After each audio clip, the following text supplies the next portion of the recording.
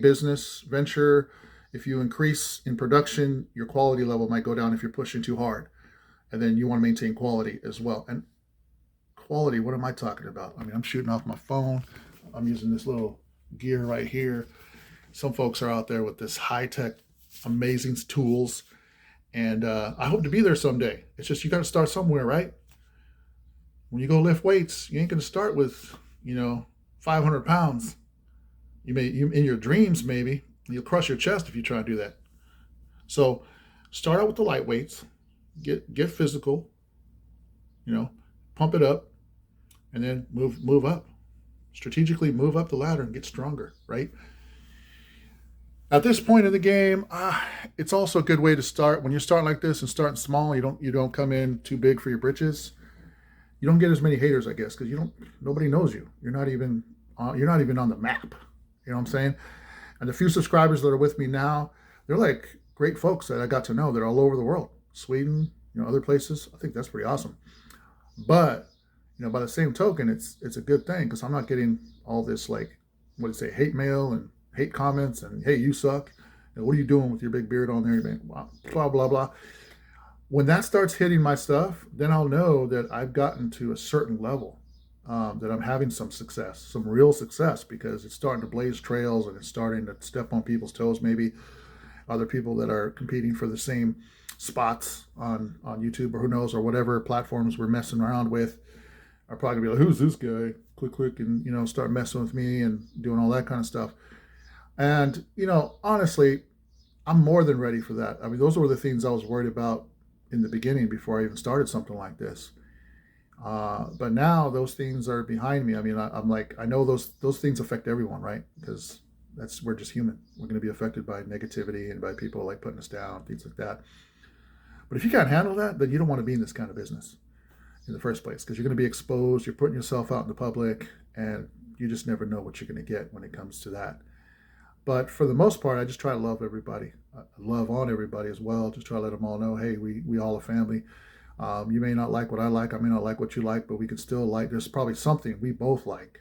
That we definitely could find at least one thing. The odds of us finding one thing we both like are highly, highly in all of our favor. Even if 99% of everything is different between us, between you and me, we count 100 things and 99's like, nope, nope, nope, nope, nope. There's that one thing that's like, oh yeah, we both like ice cream.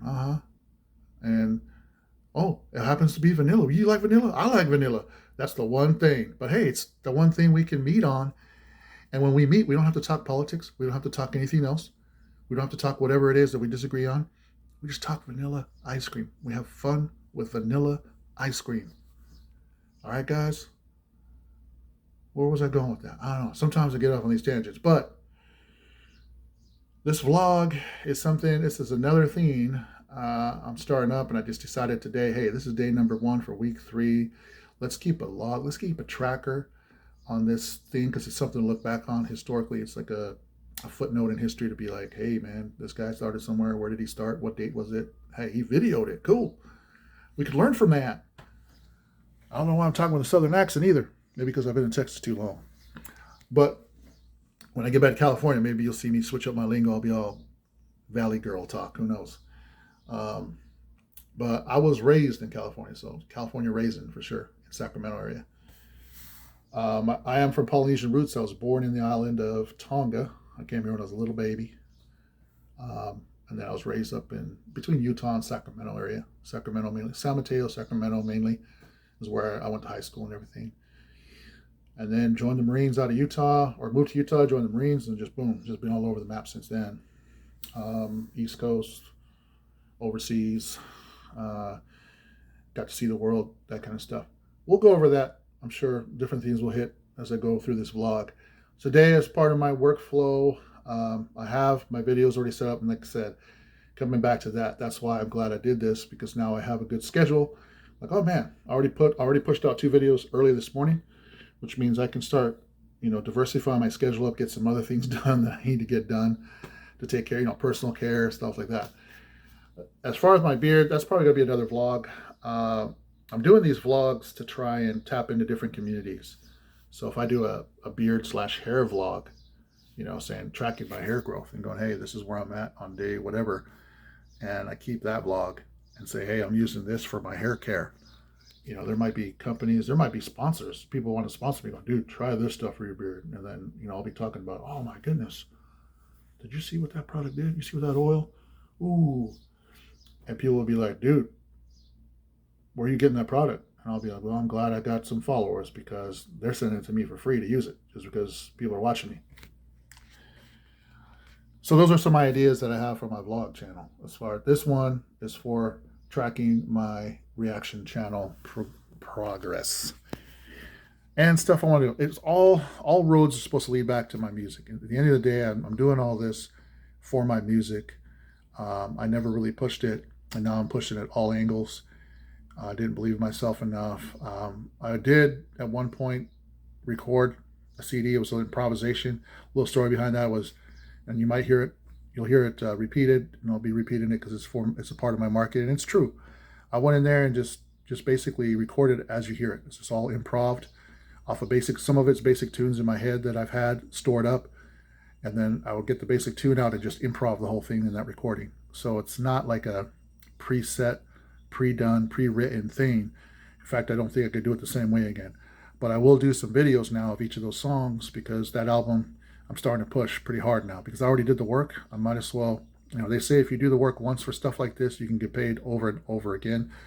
And I guess that all depends on your network. Your network determines your net worth. So the more people that know about this music, stream it, little pennies that I'm getting through my publisher. Right now I went through a publisher on that. And that's good to use, I guess. In the beginning, I'm not, if I was more confident in myself as an artist and pushed my own stuff and was really savvy with my own marketing, as savvy as I am now, I think I could push my own stuff now. I could create my own website. I can market my own CDs, and I could push the stuff myself now because I'm pretty confident by hitting all these platforms, I can start to get to know people. I can network with people and say, hey man, just check out my CD. If you like what you hear, come to our website and buy it. Then I could collect most of that money. Right now, my publisher is going to collect, I think it's a good deal, about half for putting it out on iTunes. And then if I push the market and people are going to buy that album, or if they're listening on Spotify or YouTube, he's already set up. My publisher is already set up to receive compensation for any of those streams. I'm not even partnered with YouTube yet. So that's the benefit, I guess, of having the publisher. Because if I push people to the website, or not the website, but to my YouTube channel, or not, it's not even my channel. It's their publisher put it on there. So if I push them to my CD on YouTube and people stream it there, they even subscribe to it and they start streaming it, little pennies and start dropping. Of course, my publisher's collected most of that. I'm going to get something. Pennies add up, man. Same with Spotify. That happens. And then if you guys go over to iTunes and buy the album or buy the songs, I get, I think like half or something. I have to figure out what the formula is.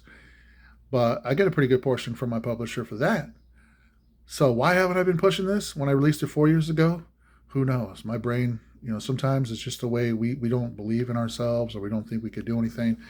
Especially when we got these powerful power tools at our disposal, man. This taps us into the globe. This is not just something local. I know I'm talking to the choir here because I'm the one that's obviously new to this game. I'm the one that's starting to play as much as I can, and I'm learning as fast as I am able to. Because now I'm like, oh, I see now. I finally see a roadmap to try and get my stuff out and then release new albums. Now, the new albums I release, you best believe now with my confidence in the marketing skills I'm developing and all that kind of stuff, promotion skills that I'm developing and going through this process of marketing through my channels, I'm definitely going to be pushing my own website. I'm like a cottage industry. I'm going to be pushing my own CDs. I'll be printing them myself and storing them like myself. So if anyone orders them, I'm ready to ship them myself. They pay for shipping and handling and, along with the cost, and I'm collecting that. I'm collecting the majority of that revenue. Subtracting the overhead. So a lot to have dropped right there. Anyways, I'm just here in the same scenery. You can guys probably wondering the backdrop that I've had this whole time on Reaction Channel. I've released like over 120 videos, over 10,000 views. So a lot of people have seen me with this backdrop, probably wondering what's back there. And it's interesting. I started with my brother-in-law. I actually started, that's the other thing I was trying to figure it out. Like before I actually finally came to this point in my life where I'm like, dude, I'm gonna focus on my music.